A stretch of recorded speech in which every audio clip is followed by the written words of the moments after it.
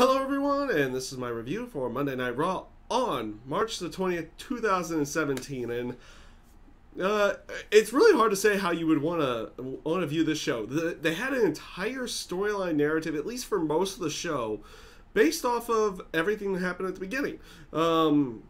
This show started off white hot. Foley comes out, he comes out with a prepared statement, reads off of index cards, and then just, says he's about to take a leave of absence, and then just like, you know what, I've got index cards.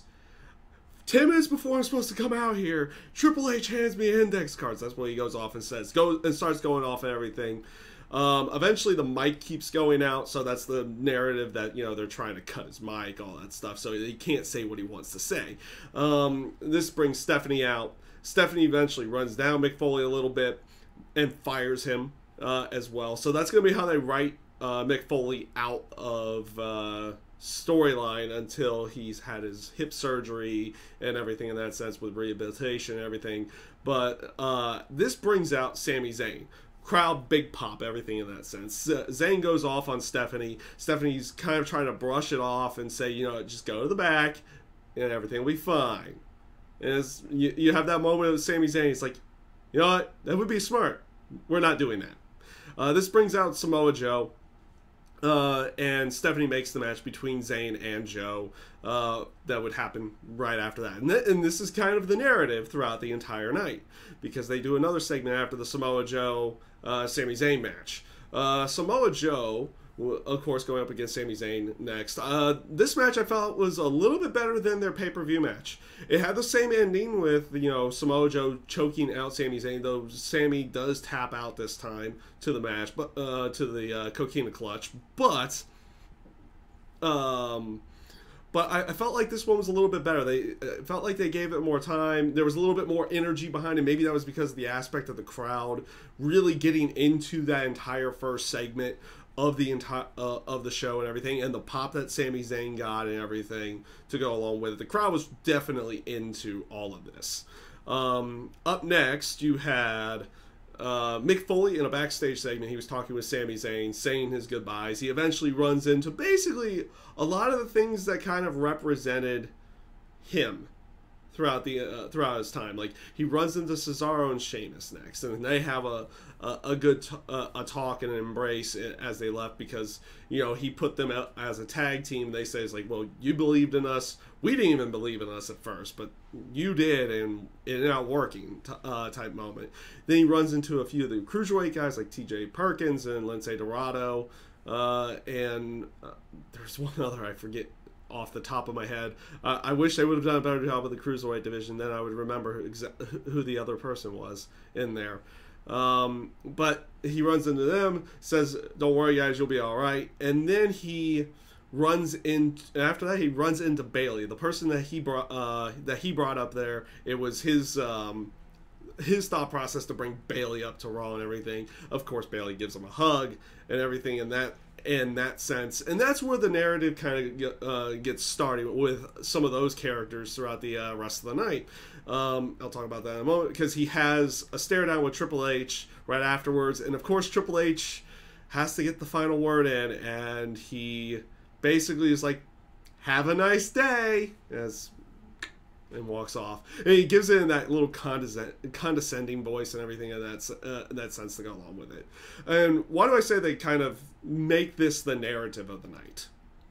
They do, because later in the night, you have two segments with Stephanie McMahon appearing in front of Cesaro and Sheamus and Bayley as well. And it's kind of like she had already punished Sami Zayn for standing up for Mick Foley and everything in that sense. So she had to punish Bayley and Cesaro and Sheamus. What she does is she puts Cesaro and Sheamus in a 4-on-2 handicap match with Enzo and Cass and Gallows and Anderson, and if they lose, they would be out of the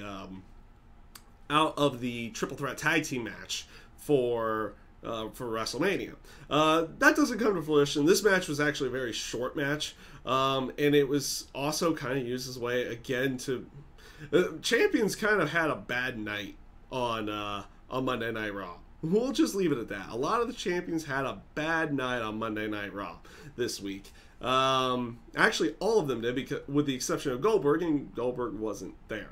They just had a hype thing for a Goldberg thing. But Cesaro and Sheamus win really quickly because after Enzo and Cass's promo, Gallows and Anderson attack their tag team partners right before the match. Like, okay, you're technically doing that, and you have a chance at a one-on-one. Now you just attack them and then go after Sheamus and Cesaro. This of course, since Enzo and Cass got attacked, they attacked Gallows and Anderson back. That allows Cesaro and Sheamus to pick up the victory, and then Enzo and Cass go over on the club afterwards by attacking them after the match as well. This segment, that match itself was kind of, both of those matches were kind of flawed.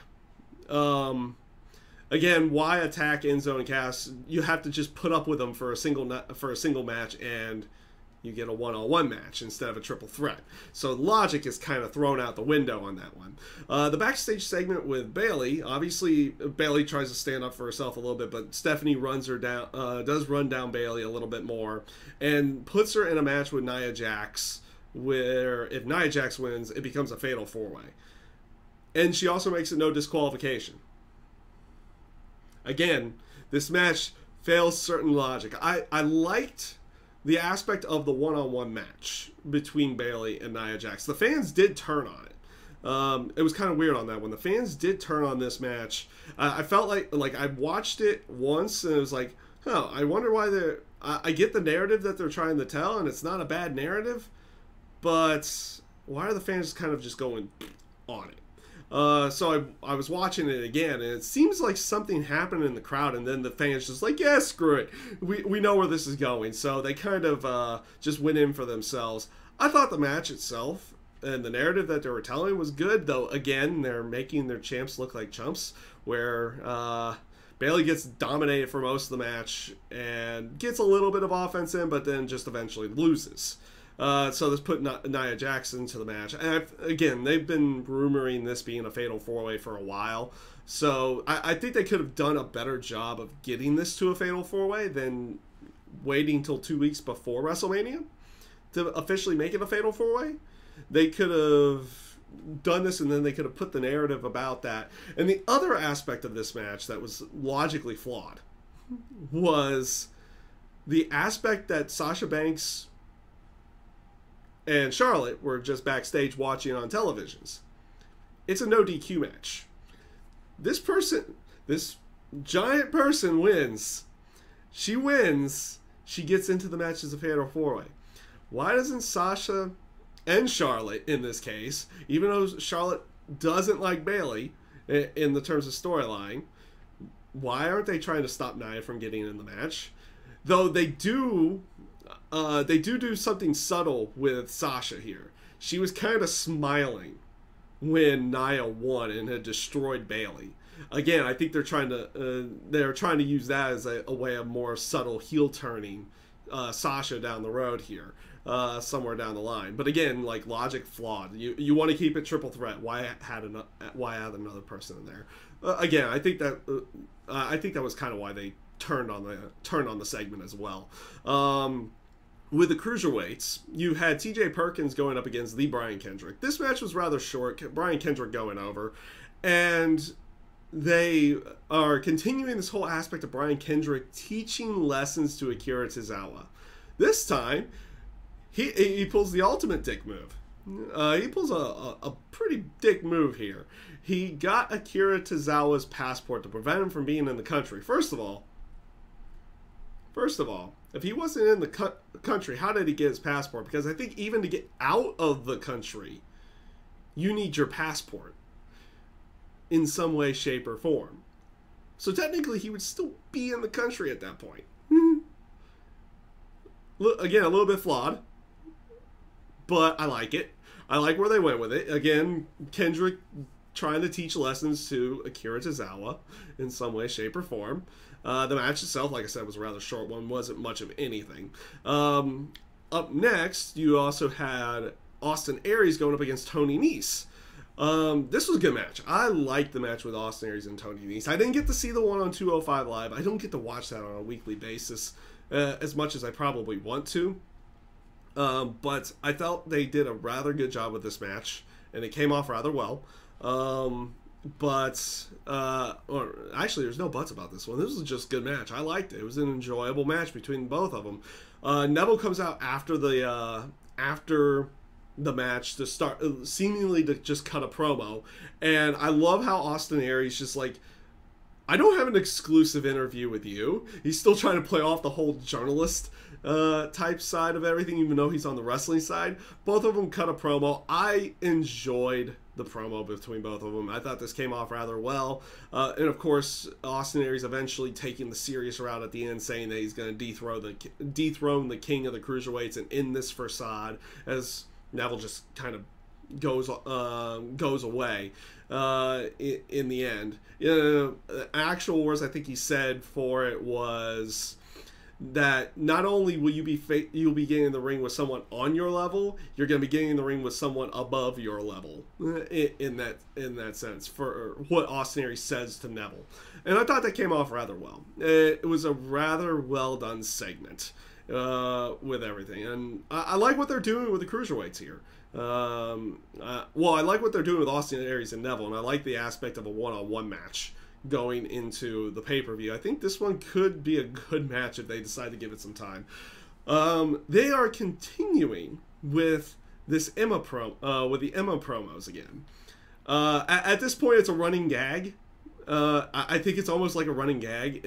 See if these promos last as long as the Emelina promos did. The Emelina promos did 17 weeks. This one, I think, is the 3rd week of it. Yeah, that one could be an interesting way of going. That could be an interesting way of going if they decide it's like, you know what, we'll go 18 weeks with this one.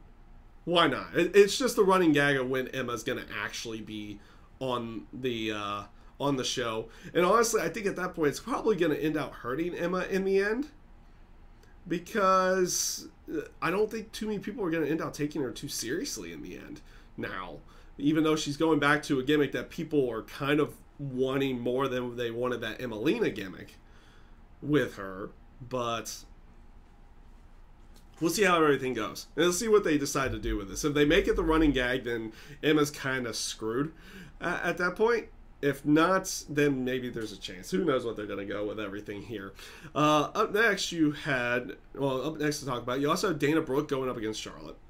This match, I'm not going to lie. I'm not going to lie to you. Dana, they had Dana be on offense for most of the match, and then Charlotte ends out winning the match in the end. Dana's not good. Dana's not good in the ring right now. And it's not an aspect that she doesn't have the potential of being good in the ring or anything, because I've seen some decent matches with her before. It's just an aspect of being on the main roster, I think, too early for her. It's almost one of those things. She needs to go back down to NXT. She really does, to finish off training and everything in that sense. I feel like she was brought up a little too soon. Then again, her dynamic with Emma kind of worked when they were bringing Emma back up. That was not a bad way of going, because they had a good dynamic down in NXT. They could have worked off of that there, and Dana could have continued learning. But then Emma got injured, and she got put with Charlotte right off the bat, and it never clicked like it did with Dana and Emma at that point. Yeah, this match was not good. Dana looks lost most of the time in the ring at this point. It's just how I view it at this moment. She just needs more practice, more time. She was brought up too soon. We'll just leave it at that. She was brought up way too soon at this point in time. Up next to talk about... Oh, I guess we do have to talk about this one. New Day. The segment itself isn't much of anything. It's about a minute and a half of them hyping WrestleMania. It was the beginning of the segment that kind of got everybody up in arms, because if you heard what ended up happening with the whole Paige getting like photos and videos leaked to the internet, hacked and leaked to the internet of against her own will, not of her own volition, and it also apparently had Xavier Woods and former superstar Brad Maddox on there as well. with everything. So they come into shot with the New Day. They get a huge pop, but you have Xavier Woods kind of like with his head down. You have both Kofi and Big E just kind of standing like, is there something you want to tell us? And then they just go into WrestleMania hype. So they were kind of giving a subtle, like, okay, we're okay, everything's fine type thing about it. And kind of like a subtle joke to what had happened throughout the weekend with the whole thing with Xavier Woods, Paige, and apparently some other superstars being hacked. And I don't mean just WWE guys, but other people as well. Getting hacked and having some not so flattering photos and videos leaked to the internet. We'll just leave it at that. I personally haven't looked for any of those things, but whatever. I'm not going to go out of my way to actually search for stuff like that in the end of the day. So I don't even know what any of those look like at the moment. So this brings us to the Triple H interview. This was good. This was a good segment. I thought I liked this promo. Like a lot of I felt like a lot of this was kind of storytelling throughout the entire night. That I wanted to, kind of, yeah, it was very promo heavy for Raw. If you look at it, it was very promo heavy for Raw this week. But I felt the promos were rather well done, especially Triple H's interview with Michael Cole, where they're talking about everything with Seth Rollins. And actually, before we get into that, they had an update earlier in the night with Seth Rollins, like going back into rehab and everything in that sense. And they were having a talk with the doctor. And I love the aspect and the facial expressions that he gets when Michael Cole asks, "So, do you think Seth Rollins is going to make it to WrestleMania?" He just gets like, that like weird looking face. It was pretty good. And then goes off and says, there's no doctor that's going to clear him going into WrestleMania. This brings us into the interview where, of course, Triple H is just running down Seth Rollins, running down everything and blaming the fans for saying, things that happen with Foley and things that happen with Seth are all your fault. Reason being because you cheer for them and they get addicted to this cheering and it makes them do crazy things to go along with it. So he was running off of all that, and he was like, he was going to leave it initially as, here, give these to Seth. Here's a couple of comp tickets to WrestleMania. He can hear the roar of the crowd and everything in that sense. It's like, you know what? I'll take those back. Seth Rollins, and he goes off and says, like, Seth Rollins, if you want an unsanctioned match, sign a hold harmless release clause, which I don't think would actually hold up in legal. I don't think it would actually hold up in legal on that one. But they're going to play off of that. That you could have your match at WrestleMania with me. So, yeah, basically says, sign a hold harmless release clause, and you can have an unsanctioned match with me at WrestleMania. I like the segment. I like the promo. I thought it was good. Again, very promo heavy tonight. Jericho's highlight reel, again, good promo. Good promo from Chris Jericho throughout the aspect. He was going off and saying, I was gonna reveal the real Kevin Owens. He reveals him as being like just a fanboy. He's trying to run him down as just like a fanboy, a Chris Jericho fan, and everything in that sense. And it's like when you hear my music at WrestleMania, you're not gonna be ready for a fight. It's gonna take you back into your nostalgia area, and you're gonna become like a little fanboy, and you have no idea what you're about to get yourself into. This gets to the point that Jericho finally teases at the end of the segment of putting Owens on the list of Jericho. Samoa Joe comes out, distracts Chris Jericho, and then Owens attacks and destroys Jericho, destroying him with a pop-up powerbomb, and then he takes the list, takes the papers and everything, and destroys the list of Jericho. Well, he destroys the papers. He doesn't destroy the clipboard. So technically the list still lives. But he did destroy the paperwork to go along with it. And everything. Again, I thought this was a rather good segment. Since how over the list of Jericho is, the aspect of Kevin Owens destroying the list is a good way of going. It's a good way of getting heel heat going into WrestleMania. I thought that was rather well done with everything. So this brings us to the main event of the night, which was Braun Strowman versus Roman Reigns. Much like much like the match at Fastlane, I thought this match was rather good. Again, I thought the Fastlane match was good. And I'm not that angry with how they finished the match.